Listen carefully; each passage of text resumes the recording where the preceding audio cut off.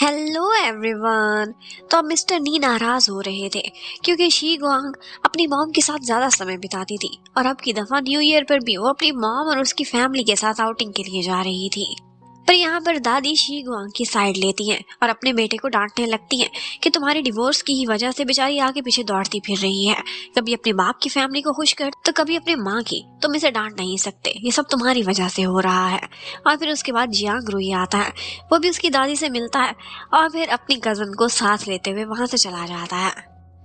In short, she गुआंग के दादा दादी बहुत ही स्वीट थे और उसके डैड मिस्टर नी, वो तो जियांग रुई से एक दिन नाराज ही हो गए थे क्योंकि उनसे मिलते हुए उसने उन्हें अंकल की वजह एक्स अंकल बोल दिया था। वेल, अब न्यू ईयर ईव आ जाती है, वो लोग इकट्ठे खाना खाते हैं और फायरवर्क्स का नजारा देखते हैं। शी गुआंग इस साल कुछ ज्यादा ही खुश दिखाई दे रही थी। ऑफ कोर्स, उस न्यू ईयर के लिए सबसे पहला मैसेज यूसन ने जो किया था। उधर यूसन भी अपनी मॉम के साथ था। उसकी मॉम आजकल चाइना आई हुई थी और वो उसे कह रही थी कि तुम्हारे फेस पर कुछ एक्स्ट्रा ही स्माइल दिखाई दे रही है, बार बार फोन को देख रहे हो, कुछ तो गड़बड़ है। कोई लड़की है जो तुम्हारी लाइफ में आने वाली है, मुझे कब मिलवाओगे उससे? लेकिन यूसन उनसे कहने लगता है कि अभी तो बिल्कुल भी नहीं, क्योंकि मुझे खुद क्लियर नहीं है।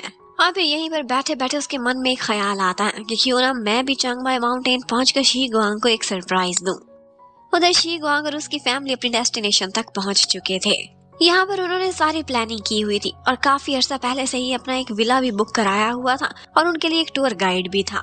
यहाँ पर वो लोग स्कीइंग के बारे में काफी सारी प्लानिंग कर रहे थे और जियांग रुई तो उसे बहुत तंग करता है और कहता है कि जब तुम स्कीइंग करती थी तो एकदम क्रैब की तरह दिखाई देती थी, तुम इस समय बहुत मिजरेबल हो।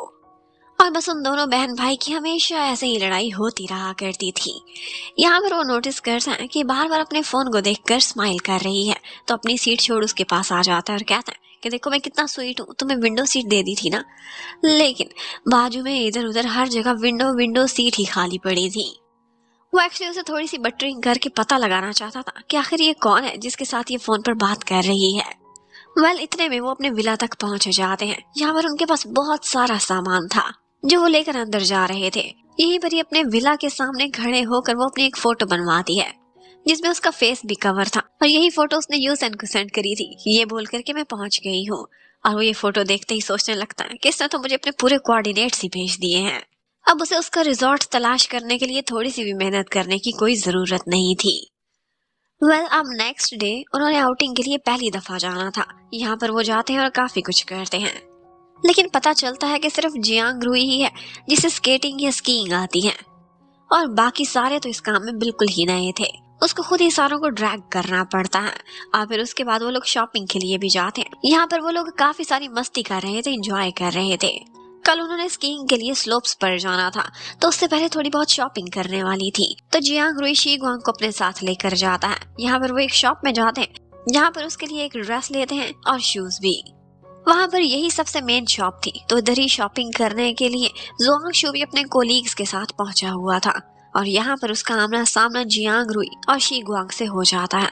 शी गुआंग तो उसके सामने ऐसे नाटक करती है कि जैसे उसे जानती ही ना हो, पर जुआंग अपने कोलीग्स के सामने यही बोल देता है कि जियांग रुई है, मैं इसका ट्यूटर रहा हूँ। अब जियांग रुई को भी पता था कि शी गुआंग की इसके साथ अच्छी नहीं बनती। इसे देखकर इसके दिल में दर्द होने लगता है, पुरानी मोहब्बत जाग उठती है। तो वो चाहता था कि इन दोनों का आमना सामना ही ना हो। वो जानबूझकर उसके आगे आ जाया करता था ताकि उसके व्यू को ब्लॉक कर सके और वो जुआंगशु को देखे भी ना। इतने में जुआंगशु को देखते ही उसे एक बात याद आने लगती है।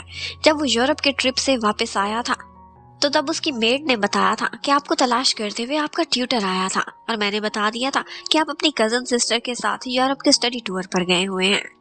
वेल, अब जुआंगशु उसके घर पर क्या करने आया था इसके बारे में तो हमें कुछ पता नहीं चलता, लेकिन ये जरूर पता चलता कि वो बारिश में भीगता हुआ आया था।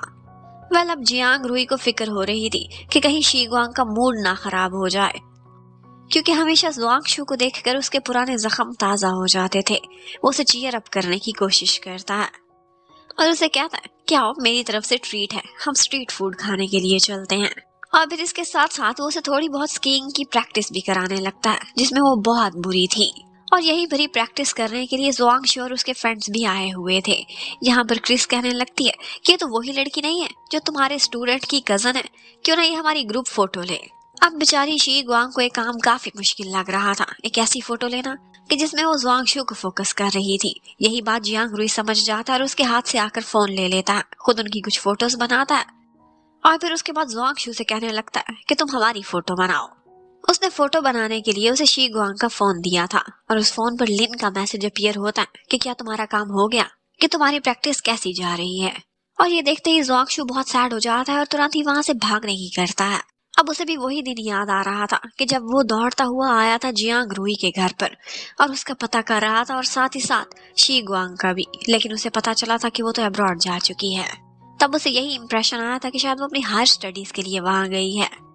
पहले तो जुआंगशु जैसे अपने जख्म भूल चुका था, एक दफा वहां आकर थोड़ा खुश हो गया था, लेकिन जैसे ही उसने शी गुआंग को देखा था तो उसके जख्म ताजा हो जाते हैं। वो बार बार ड्रिंक करने लगता और बहुत सैड दिखाई दे रहा था।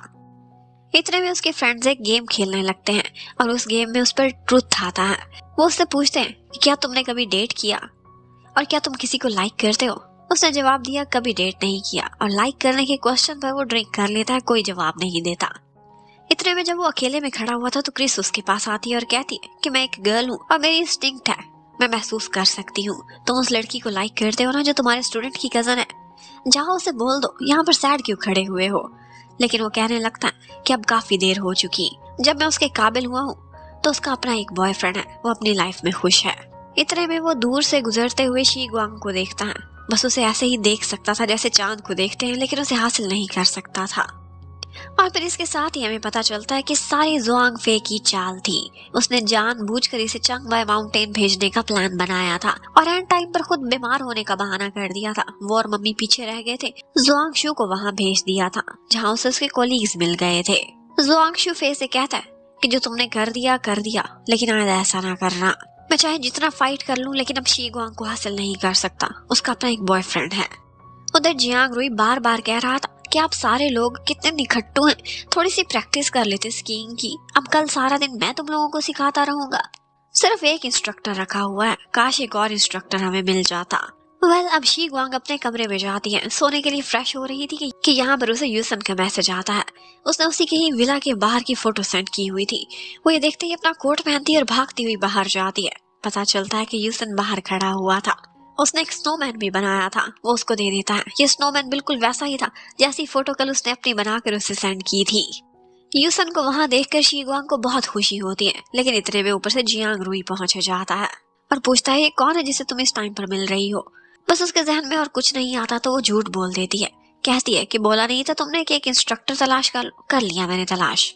और यूसन उसे तो जैसे मौका ही चाहिए था, वो कहता है हाँ जी बिल्कुल बॉस, मैं कल किस टाइम पर आऊं। तो वो बोल देती है ठीक 9 बजे, लेकिन फिर सोचती है कि इसका मतलब है कि कल ये सारा दिन मेरे साथ स्टिक अराउंड करता रहेगा। उधर यूसन की मॉम को भी शक पड़ चुका था। वो कहती है कि जैसे ही हम यहाँ पहुंचे हैं तुम कहीं बाहर निकल गए हो, किससे मिलने के लिए गए थे, क्या वो लड़की यहीं पर आई हुई है, मुझे उससे मिलवाओ ना, मैं उसे देखना चाहती हूँ। लेकिन ऑफ कोर्स यूसन तो ऐसे बिल्कुल भी नहीं चाहता था कि अभी इन दोनों की मुलाकात हो। इतने में नेक्स्ट डे वो उनके घर के बाहर उनका वेट कर रहा था। सब उसे देखकर काफी खुश हो जाते हैं कि फाइनली हमारे पास अब 2 इंस्ट्रक्टर्स हैं और उनमें से एक तो एक्सट्रीमली हॉट है। वो हैरान थे कि तुम्हें ये कहाँ से मिला, तुमने कहाँ से हायर किया है। तो वो ऐसे ही बोल देती कि ऑनलाइन वीबो पर मिला था। अब रास्ते में उसकी आंटी जाती है और शी गुआंग से कहने लगती कि वीबो पर इसकी मुझे आईडी दिखाओ ना, मैं देखना चाहती हूँ। तो अब शी गुआंग को झूठ बोलना पड़ता है। वो कहने लगती है कि अंकल को देखे, वो घूर कर आपको ही देख रहे हैं। अब फाइनली वो लोग अपने पॉइंट तक पहुंच चुके थे और यहाँ पर बहुत चालाकी से शी गुआंग कहने लगती है कि मैं आप लोगों में से सबसे ज्यादा नालायक हूँ, तो मुझे एक अलग से इंस्ट्रक्टर चाहिए। वो बाकी सबको एक इंस्ट्रक्टर और जियांग रुई के साथ छोड़ती है और खुद अपने साथ यूसन को लेती हुई प्रैक्टिस करने लगती है। यूसन उसे बहुत अच्छे से प्रैक्टिस करा रहा था। यहाँ पर वो दोनों ट्रेनिंग करते हैं, बहुत सारा मजा भी करते हैं। अब एक दफा स्कीइंग करते करते शी गुआंग के सामने कोई आ जाता है जो कट मारते हुए गुजरता है और बस वो डिस्ट्रैक्ट हो जाती है, इतना डरती है कि उसका बैलेंस ही खराब हो जाता है। चीखे मारते हुए नीचे जा रही थी नॉन स्टॉप, लेकिन यहाँ पर हमारा हीरो आगे खड़ा था जो बाहें फैला लेता है और उसकी लैंडिंग सीधी यूसन के ऊपर होती है। और वो पूछती है कहीं तुम्हें चोट तो नहीं लगी, लेकिन वो कहने लगता है कि तुम जितनी नर्वो नाजुक हो, मुझे क्या ही डेंट पड़ना था। अब यही सीन जुआंगशु और उसके कोलीग्स ने भी देख लिया था। जुआंगशु के दिल पर तो तीर की तरह लगा था और क्रिस कहने लगती कि वाओ, मुझे ऐसा लग रहा है कि जैसे किसी मूवी का रोमांटिक सीन देख रही हूँ। वेल इन शॉर्ट वो दोनों इकट्ठे काफी सारा एंजॉय करते हैं और प्रैक्टिस भी। जहाँ कहीं भी शी गुआंग गिरने वाली थी तो वो उसे संभाल लेता है। और यूसन की इतनी केयर करना, अपने साथ साथ रखना शी गुआंग को बहुत अच्छा लग रहा था। वो डरती थी तो वो उसे कहता था कि तुम जरा भी फिक्र ना करो, मैं तुम्हारे इर्द गिर्द हूँ, जहाँ भी तुम्हें कुछ हुआ मैं तुम्हें संभाल लूंगा, बस तुम ऐसे समझो कि तुम एक आजाद पंछी हो। एक्चुअली वो स्कीइंग करने में बहुत अच्छा था और वो सारा कुछ करते हुए बहुत हैंडसम भी दिखाई दे रहा था। वो शी गुआंग के सामने से स्कीइंग करते हुए फोटोज भी बनाता है, लेकिन वो कहने लगती कि नहीं, जियांग रुई मुझे बोलता था कि मैं बिल्कुल क्रैब की तरह से टांगे खोलकर स्कीइंग करती हूँ, और जबरदस्ती उसके फोन से अपनी फोटोज डिलीट भी करने लगती है। उसके बाद हमें दिखाते हैं कि उधर यूसन को उसकी मॉम और उसके नए वाले डैड तलाश कर रहे होते हैं, लेकिन उसकी मॉम को गुस्सा था कि मुझे चक्कर देकर उस लड़की से मिलने चला गया है, आखिर गया कहाँ है। उसी टाइम पर यूसन शी गुआंग की पूरी फैमिली के साथ मिलकर डिनर कर रहा था। इतने में आंटी यूसन से पूछने लगती है कि तुम हो कहाँ के, लोकल तो नहीं लगते। वो कहता है हाँ, मैं यहाँ पर पार्ट टाइम जॉब कर रहा हूँ, वैसे तो विजिट के लिए आया था, सोचा थोड़ा काम कर लूँ। वो बोलते हैं कहाँ से आए थे? शंघाई से। हम तो खुद वहीं से आए हैं, तुम्हारे करीब करीब ही रहते हैं। लेकिन वो कहने लगता है कि आजकल मैं शंघाई में नहीं होता, मैं तो सुजाओ में जॉब करता हूँ। वो बोलते हैं व्हाट अ कोइंसिडेंस, हमारी शी गुआंग भी तो वहीं पर जॉब करती है, कहाँ काम करते हो, किस कंपनी में? लेकिन वो कोई भी जवाब देता उससे पहले शी गुआंग उन सारों को डिस्ट्रैक्ट कर देती है, और उसके बाद उनका फेवरेट मील भी आ गया था जिस पर सारे टूट पड़ते हैं। लेकिन यहीं पर ही एक जगह डाइन आउट करता हुआ अपना बेटा दिखाई दे जाता है यूसन की मम्मी को, और वो देखते ही वो कहती है इसकी डेट तो मैं खराब करती हूँ। पीछे खड़ी उनकी बातें सुन लेती है और फिर जाकर कहने लगती है हे इंस्ट्रक्टर मिस्टर लिन, तुमने मेरे साथ धोखा किया? क्या किसी ने ज्यादा पैसे दे दिए थे जो तुमने मुझे छोड़ किसी और के साथ एक्ट कर लिया है? वो सारे हैरान होकर देख रहे थे। यूसन के तो गले में खाना ही अटकने वाला था। इसलिए में वो कहने लगता है कि मम्मी ऐसे तो ना करो, और बस वो सारा कुछ सबके सामने क्लियर कर देता है और कहता है कि मैं एक्चुअली शी गुआंग का बॉस हूँ, हम दोनों एक ही कंपनी में काम करते हैं। बस ऐसे ही जियांग रुई के सामने शरारत की थी, वो शरारत थोड़ी बढ़ती बढ़ती एक ट्रिक में ही बदल गई। वेल यहाँ पर जैसे ही शी गुआंग की मॉम देखती है यूसन की मॉम को, तो पता चलता है कि वो दोनों एक दूसरे को पहचानती हैं। काफी अरसे पहले उनकी एक मुलाकात हुई थी। अब सीन यहाँ से शिफ्ट होता है और उसके बाद शी गुआंग की इंटेरोगेशन का टाइम था। सारे लोग गिर्द गिर्द बैठे उसे सवालिया नजरों से घूरे जा रहे थे और उसे समझ नहीं आ रही थी कि इन्हें कैसे पटाए। फिर वो उसे कहने लगते हैं खुद बताओगी या हम पूछें कि क्या ये बॉस तुम्हें लाइक करता है? वो कहती है हाँ ऐसा ही है। आंटी कहती है कितना हैंडसम है, मेरी तरफ से तो क्लियर है, इजाजत है तुम्हें, जाओ इसे डेट करो। लेकिन इतने में अंकल कहने लगते हैं कि क्या तुम्हें इसके फैमिली बैकग्राउंड के बारे में पता है? वो कहती है सिर्फ इतना जानती हूँ कि मिस्टर शेंग का नवासा है, दैट्स ऑल। लेकिन फिर अंकल उसे बताने लगते हैं कि क्या तुम्हें इसके डैड के बारे में मालूम है, उनकी डेथ कैसे हुई थी और इनकी फैमिली में क्या प्रॉब्लम्स चल रहे हैं।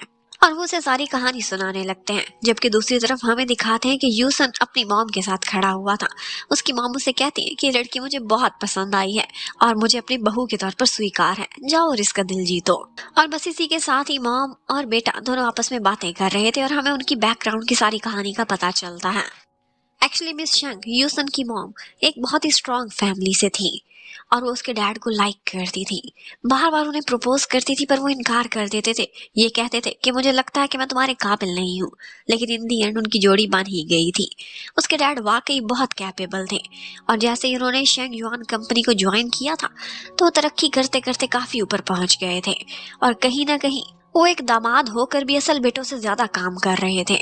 और वो इतने कैपेबल थे कि बहुत से लोगों में जेलसी जाग उठी थी और वो थे यूसन के मामू लोग, जिन्होंने उन्हें जानबूझकर एक जाल में फंसाया था और फिर सारा इल्जाम उन पर डाल दिया था। अब यहाँ पर उसके नाना जी को स्टैंड लेना पड़ता है और वो उसे एग्जाइल करके बहुत दूर ट्रांसफर कर देते हैं। उसकी मम्मी बहुत सैड हुई थी, लेकिन नाना जी ने कहा था कि वक्ती तौर पर यह सख्त फैसला मुझे लेना पड़ेगा, लेकिन मैं उसे जल्दी वापस बुला लूंगा। पर 1 साल नहीं बल्कि 3 साल उसके डैड ने वहां पर स्टे किया। लेकिन इन दी एंड जब वो आए थे तो खुद नहीं बल्कि उनकी डेड बॉडी आई थी। उन्हें किसने खत्म किया, किसने साजिश की, कुछ समझ नहीं आ रही थी। उनकी कैसे डेथ हुई ये भी नहीं पता, लेकिन उनका मेडिकल रिकॉर्ड बिल्कुल क्लियर रहा था। यूसन की मॉम बहुत रोती है और कहती है कि मैंने उससे शादी की थी, उसकी आम सी जिंदगी शायद बहुत हेल्दी और बहुत लंबी होती, लेकिन मेरी वजह से वो जल्दी इस दुनिया से चला गया।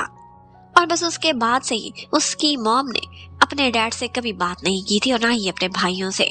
वो उन सबको छोड़कर स्विट्जरलैंड शिफ्ट हो गई थी और अब भी जब वो चाइनीज न्यू ईयर पर आई हुई थी तो अपने डैड से नहीं मिलने वाली थी। लेकिन यूसन को उन्होंने कभी भी अपने नाना नानी या दादा दादी से मिलने से बिल्कुल नहीं रोका था, क्योंकि ऑफ कोर्स उनका खून का रिश्ता था और वो उनके बीच कोई दरार नहीं डालना चाहती थी। इनफैक्ट यूसन के नाना जी, जो कि इस वक्त कंपनी के चेयरमैन थे, वो उसे बहुत प्यार भी करते थे और उसे बहुत लाइक भी करते थे। वेल, अब इसके साथ ही ये पार्ट खत्म होता है। Thank you for watching. Bye bye.